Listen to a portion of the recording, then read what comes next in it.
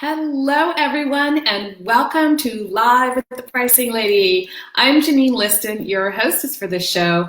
This show is all about helping you, as a small business owner, get the most out of pricing in your business. Businesses that understand and do pricing well have not just more profit, but they build profitability for the long haul. So I call that sustainable profit. So year after year, they know exactly what to do and how to operate with those prices so they can get the most out of it. And that's exactly what I want for you. Welcome to the show. Today, we're going to be talking about how to start building more confidence around pricing in your business. So for a lot of my clients, pricing is something that makes them feel not so confident, right? So they feel a bit uncertain about it. Some are even scared of it. If you have any feelings about how you relate to pricing in your business, I'd love for you to throw them in the chat there so that we can understand a little bit more where you are. So if you're joining me live, welcome to the show here. And for those of you who are watching later on, go ahead and throw those comments in the bottom in the comments below. Sorry, just needed to move something out of my way there.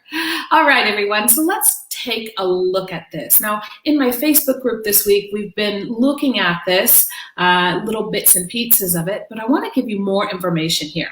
So the first thing that is really going to help you feel more confident, not just in your prices, but in communicating around your prices, is making sure that the prices that you have been set, that you set them based on a solid understanding of your business. Now, let me clarify what I mean by this. First of all, and you probably know what's coming if you've watched me before, first of all, you've got to understand who you're targeting and be really specific about it. If you have multiple customer segments, work on one first, then the next, then the next. Because what you offer, how you offer it, the prices that you offer it at are going to probably need to change if you have different segments. Now, this doesn't apply to 100% of businesses, but in 90% of the cases, this is what we want to achieve. So be really specific first about who you're targeting. Second of it, be clear about that offer. Know what you want to offer them based on what they really value. You also need to understand what are the goals with your business. So if your goal is to earn the main income for your family, then that might be a different set of targets than someone with a similar or same business, but they're looking to be an additional income to the family. So maybe the goals are different. Or it could be that you want to have a social enterprise, and a social enterprise will usually give back a certain percent of its profits back into the community it serves. So if you understand what your goals are in your business, then you can also make sure that the pricing is going to get you there. Ultimately, the pricing or your pricing in your business is there to help you reach your business objectives. So what else is part of the solid foundation of what you set your prices up? Well, things like the marketplace, competition, for example, your cost structure, as well as your strategy. Now, let me say something here about these 5 things that I've mentioned. So I mentioned the customer, your offer, the strategy, the marketplace, and your cost basis, right? These 5 things should be, in my opinion, included in every pricing exercise, regardless of the company. What's different is some of them will be emphasized more than others. Now, I strongly believe in customer-based pricing, so customers should be front and center on all of them, and offer is obviously going to be included in all of them. However, there are some businesses where the competition is really important, but there are other businesses where the competition, quite frankly, isn't really that important for you in terms of what you're going to do with your pricing. So you need to figure out what's going to be most relevant to you and how you're going to take that into your pricing. The same goes for cost and profit. Now, all businesses have costs, but certainly product-based businesses have a different cost structure, and therefore it plays differently into their profitability than a service-based business.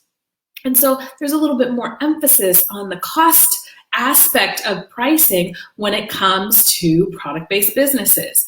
But if you understand and you have concretely, and not concretely, let me say that better, if you had on purpose set your prices based on your knowledge in these areas, then when somebody challenges you on your price or when you have to deliver that price, you're going to feel that much more confident about it. And again, that's what we're trying to achieve in this show today, is to help you build confidence.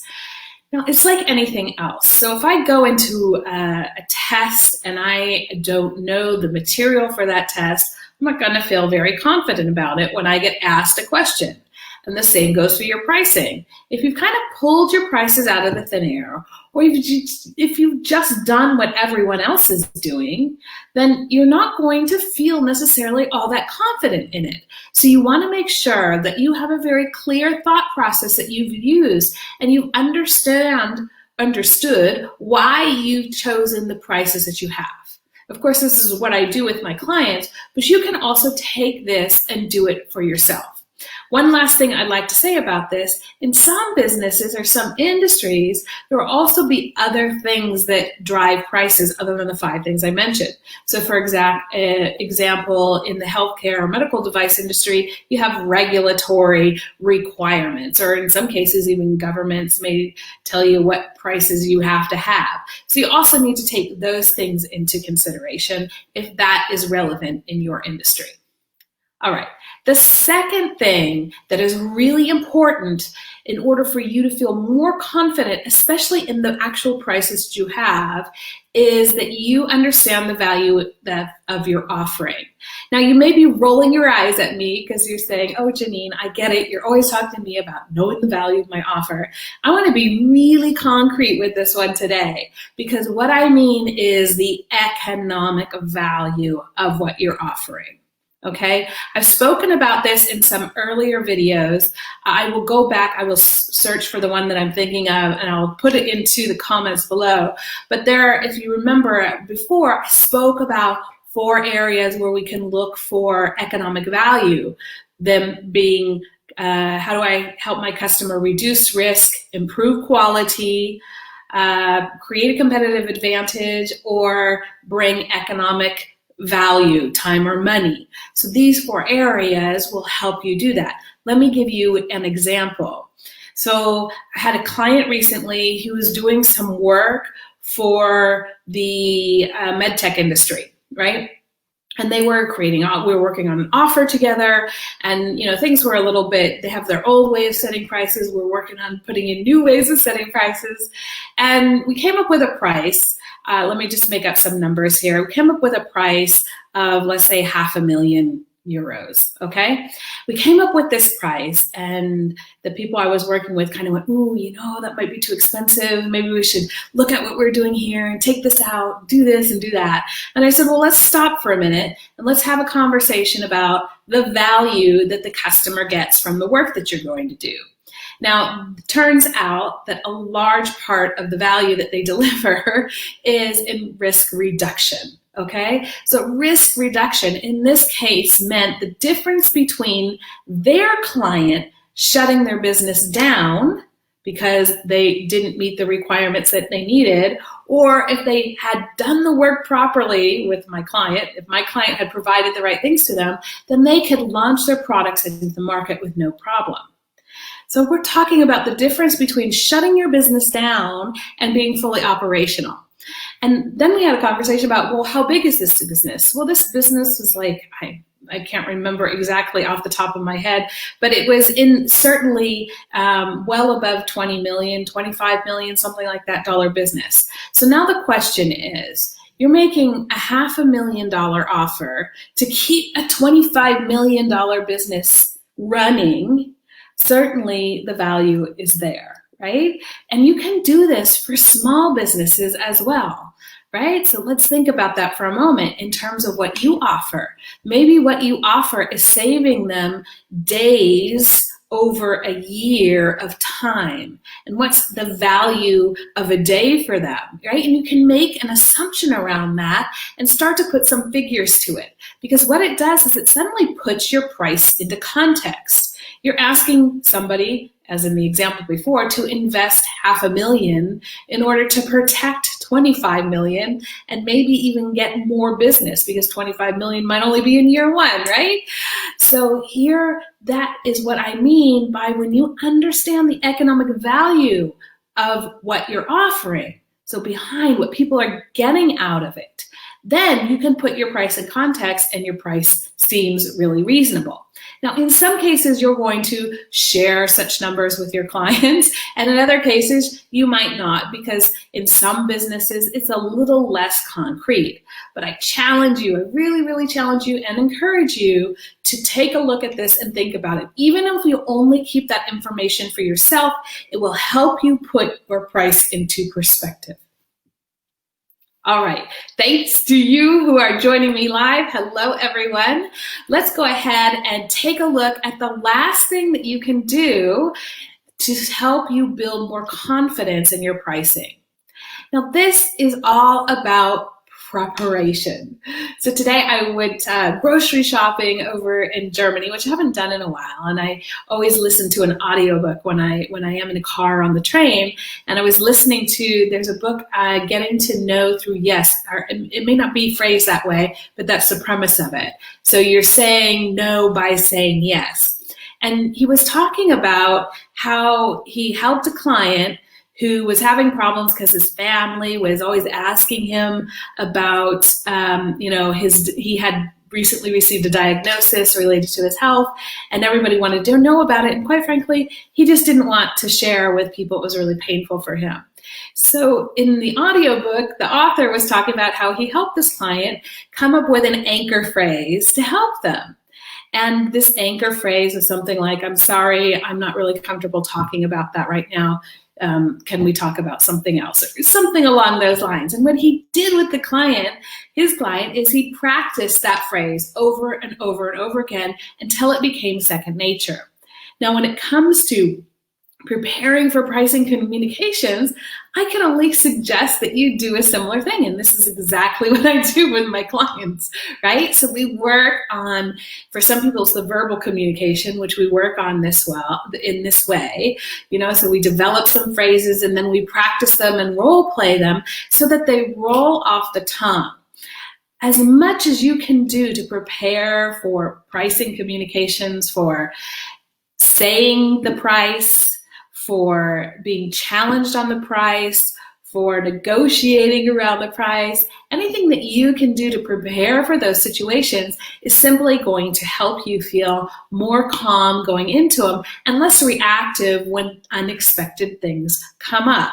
So if any of you out there are Toastmasters, this is also something that we do in Toastmasters when we practice unprepared speeches. We call this table topics in Toastmasters, where we are given a topic and we have to speak for 1 minute, I forget, 1 to 3 minutes, something like that, about it. It's been a while since I was at a meeting, so I can't remember exactly. But basically, the whole premise is that you're unprepared. Well, you can prepare for unprepared situations by getting comfortable being in them, right? And it's the same here with your pricing. So preparation, preparation, preparation. This is really, really key. Now, on my website, you'll find there is an objections handling guide with scripts on there. That's something that you could use as a basis for developing some of these statements that you could use in your business and help you prepare, right? Or I'm sure there's, in some of my blogs, there's also probably some content along that line as well. The important thing here is that you prepare yourself, because the more that you prepare and then the more that you practice these situations, the easier it's going to be later on, and you're going to feel that much more comfortable and confident when those situations arise. Okay. That's what I wanted to talk about today. So these are 3 very concrete things that you can do in your business to start building your confidence. What I'd like you to do right now is grab a pen and a piece of paper and just jot down which of these 3 you think is going to be the most helpful right now in your business. So is it making sure that the prices that you have are based on a solid understanding of your business as a whole? right? So we talked about the customer, the offer, the strategy, the marketplace, and your cost basis, right, as being 5 core areas. Some will be more important than others. And then the second thing that we discussed was understanding the economic value that people get from your product or your service, and being really concrete and putting some numbers to it. You don't necessarily have to share it with them, but you need to know that, because knowing that little secret gives you that little bit of oomph and confidence in this whole kind of, I don't want to call it a game, in this whole situation or this whole scenario of pricing, and then especially communicating around your prices. And then the last thing you can do is prepare. As they say, practice makes perfect. And I want to say that, every situation won't require the same responses. But again, if you practice 3 or 4 phrases that work for you in different situations, then there'll be a lower chance of you being in a situation where you don't have something that you can use and pull out of your back pocket in terms of responding. So it helps you stay in that sweet zone where you can respond instead of react to what's going on in the situation. All right, so those are the 3. Write one of them down, preferably on a Post-it so you can stick it on your computer or on your desk to remind you that this week you're going to want to be focusing on one of these 3 areas to help you have more confidence in your business. That, ladies and gentlemen, is what I wanted to share with you today. I want to thank you so much for joining me.